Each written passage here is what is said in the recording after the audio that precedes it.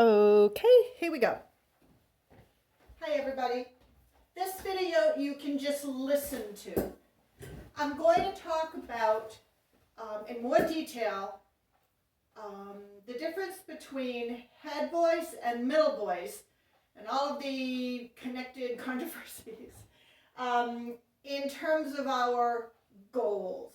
I'm also going to discuss nodes, what they are or what I think they are, and why you don't want them. Excuse me, I have a runny nose, so I can't help it, and I'm not going to jump up and pause the video every time I need a tissue. Okay. I have talked about head voice and middle voice. I should have been more specific about that in the introduction. Maybe I will add another video to go in front of video 1. I don't know, how would I do that? I would have to redo video 1, the introduction, all over again. I'm not sure I want to do that. Okay, head voice, middle voice, chest voice, and the different categories of singers pertaining to their range. Now, head voice is the principal voice of trained female classical singers. The highest female voice is the coloratura. Then there is the lyric soprano, which is probably 60 to 70% of most sopranos. It's the average female voice. Women just don't know it.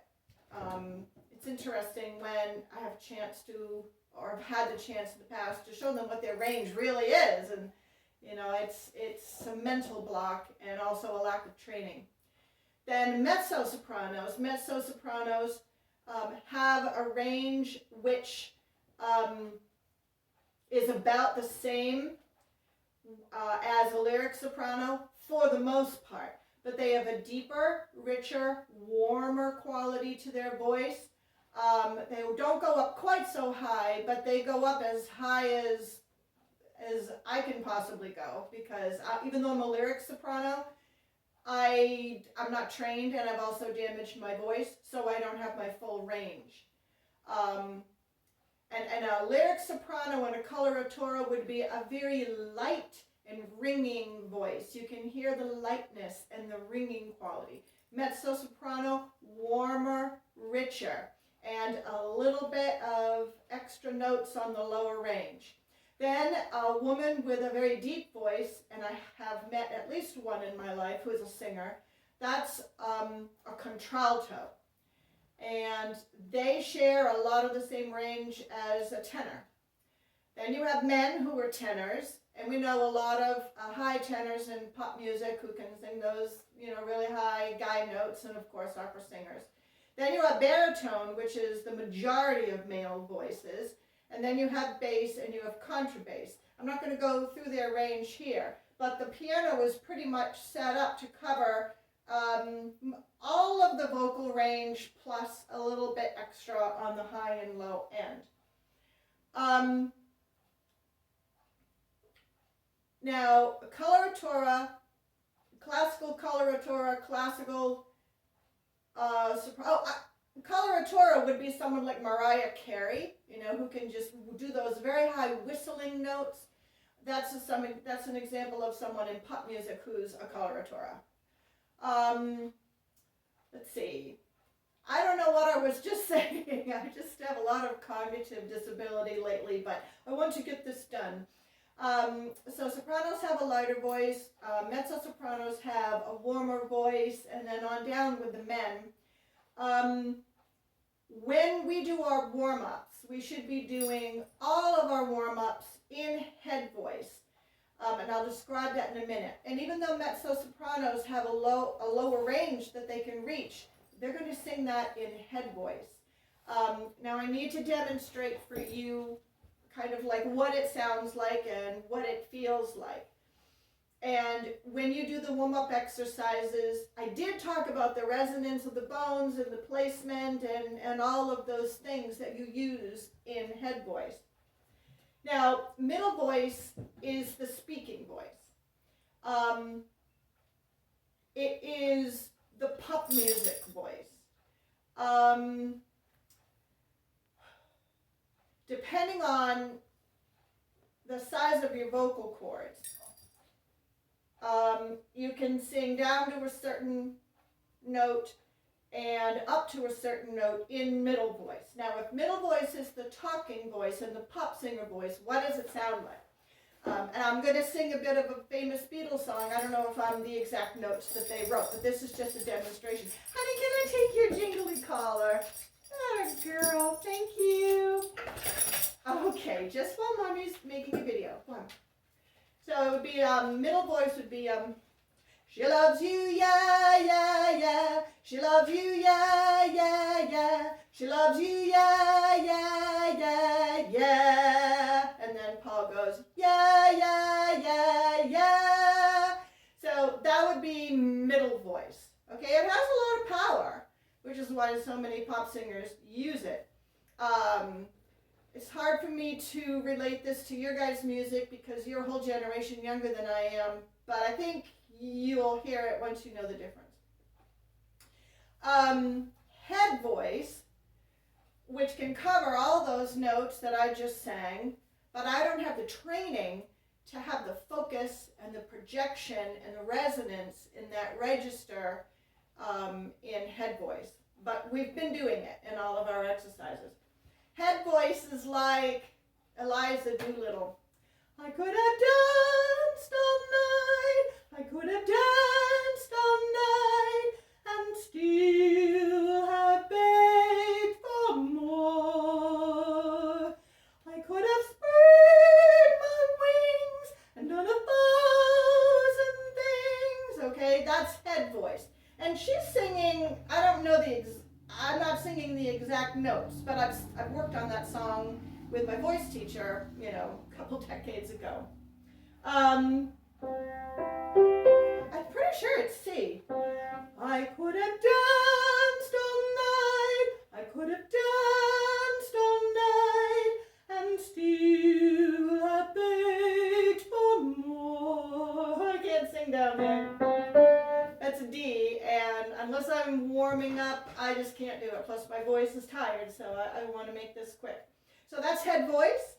There is a point somewhere in that comfort zone between C4, middle C, and C5, an octave above middle C. Usually where female singers have to switch. So if I'm singing do, re, mi, in middle voice, do, re, mi, fa, sol, I can do G, but I prefer to switch if I can. It depends on where the song is, and where the song is called the tessitura. If a song is like mainly in the middle notes, the tessitura is, here in this comfort zone. If the tessitura is high, of course I would do that all in head voice. If the tessitura is low, I don't have a ghost of a chance singing that in head voice. Opera singers can do it. It's amazing to hear them sing their whole range. But lyric soprano, opera singers, and coloraturists don't like to go down low. Mezzo sopranos do to a point, but they don't like to go down too low. So they like to be in their comfort zone. That's where the strength is. Most pop singers like to sing in their comfort zone. So if you want to determine where, there is a technical word for it, I'll have to look it up. But where your transition point is between middle voice and head voice, even though you can sing all these notes in this comfort range can be sung comfortably in head voice. Most of the time when we're doing pop music, we use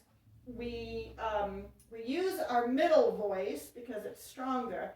And at some point though, if we're gonna head up, if a song goes up toward that C5, or up to our higher register, we have to switch. We have no choice. So if you want to see where your transition point is, just on your piano app, just go do, just do just the white keys. Find C4, middle C. do, re, mi, fa. I'm going to switch. Fa, sol, la. Don't forget to breathe. La, ti, do. Some of you might not have to switch until you get to do, re, mi, fa, sol. There's me. Sol, la, ti. You might be able to make it up to that B, B4, before you have to switch into head voice. Now, the big controversy is, number one, all singers in instruction, they know what head voice is, but they usually don't mention middle voice. I mean, maybe it's an old thing that has vanished by now, but when I'm doing a music video, I'm going to talk about, middle voice and head voice. Now, everybody talks about chest voice.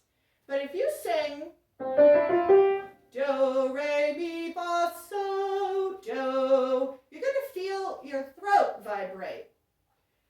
Men sing in chest voice. Their chests vibrate. They take that big breath and they use their chest as their resonance hall. Our resonance hall, like our little music hall, our resonance chamber, is our heads. Everything, all the way, the whole skull and all the bones resonate when we're in our upper register.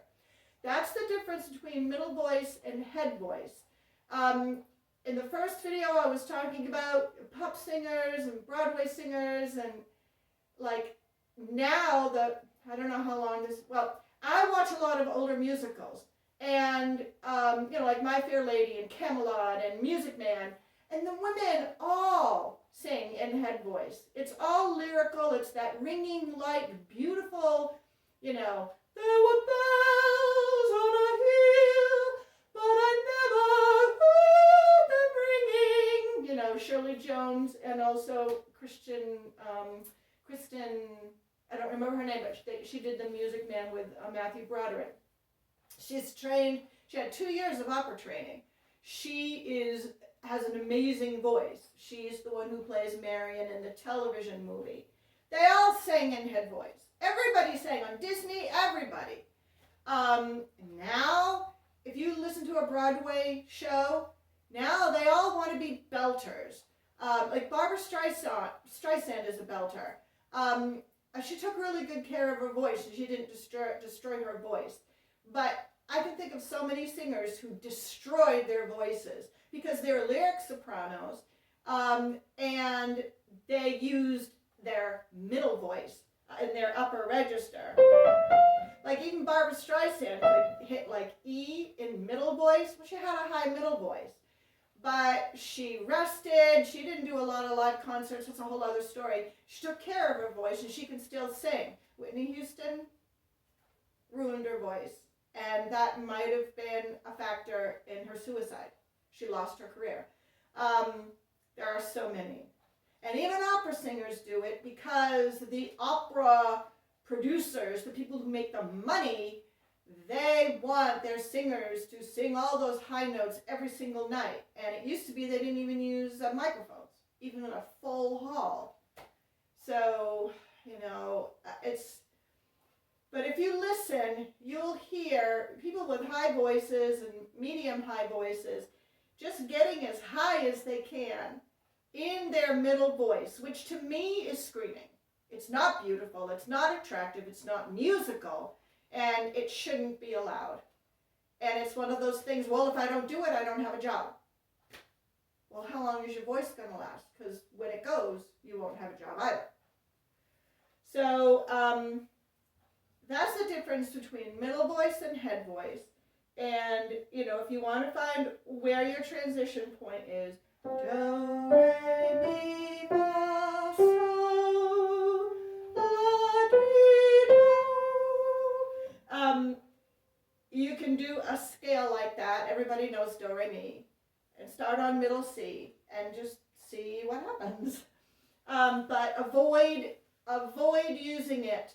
Like, it's hard because the songs that we're singing, they're not always in our comfort zone. If someone's a big superstar, someone's going to write a piece of music or transpose a cover for them in their comfort zone. It's their comfort zone. but it might not be ours. So you have to work that out, and you have to balance the risks with the benefits of the fun. Now, where we sing is going to connect with our goals. We all have goals, even if, it's maybe I'm going to sing one song a year. Among all of us, we have a wide variety of genres that we enjoy. We like, and I'm not saying that like I love all of these genres, but I know you guys do, and vice versa. So, and we have pop, rock, metal, musicals, and we all do multi-tracks. And when you're doing a multi-track, I've done this before. I do a Beatle multi-track. I'm singing down here to E or D. I wanted to do This Boy. It goes down to D. John had no problem singing in that register. That was difficult for me. Honey, Mom's busy. Go on, babe. And I had to quickly get that melody done and then rest, because I didn't have a problem with any of the other parts. But it was very hard for me to go down to D. So we all have the genres that we like, and all of us are ambitious. We are going to have a tendency to sing out of our comfort zone. It's just, that's the music that's fun for us, and we can do that. But we need to put some safeguards in place so that we can continue to sing as long as we want to sing. So that means doing the best warm-ups that you can, given how much time you have. And I know I haven't done the shortcut yet, that's coming. But you need to be familiar with the full warm-up before you can start taking shortcuts, because you need to know what you're doing. And always remember to do your warm-ups in head voice. So we do the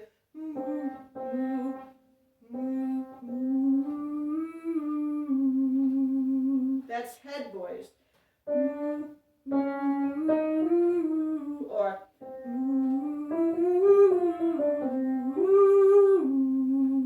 that's head voice. It's that lighter sound, not your talking voice, but like your little girl voice, only trained and grown up.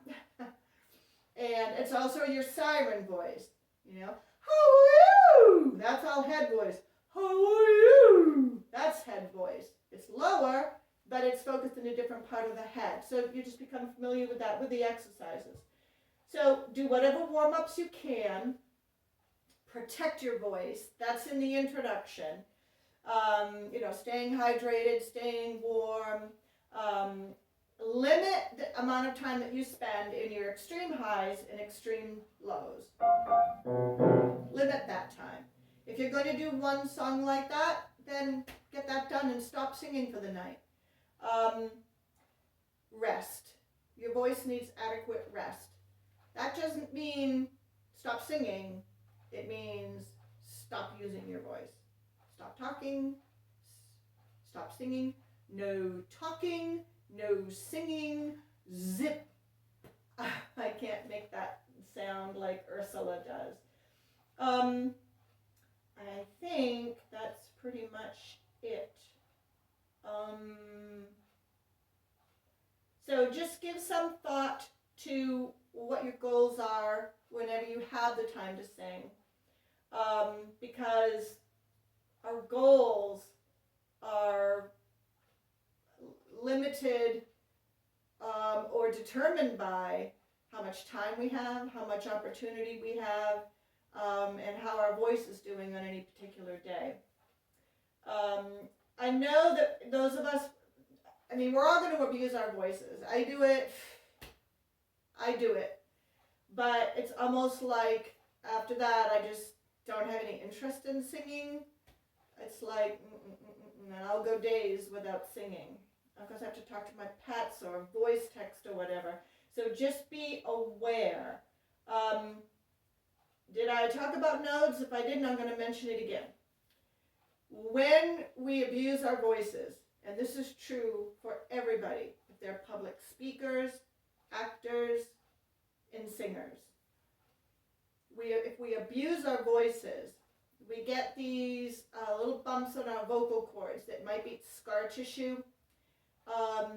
Once you have them, you cannot get rid of them, except maybe by surgery, which if they screw up your surgery and cut a vocal cord, then you're done. It's very rare to be able to grow back that muscle tissue so that it can do the things that you did before. Of course, none of us are professionals, but just in terms of achieving our goals, doing the kind of singing that we want to do, when we want to do it, whether it's tomorrow or a year from now or 5 years from now or 10 years from now. Once we get nodes, and I probably have some, you'll notice that you lose your tone. Like, my voice is already a little bit hoarse. So that might be permanent if you have nodes.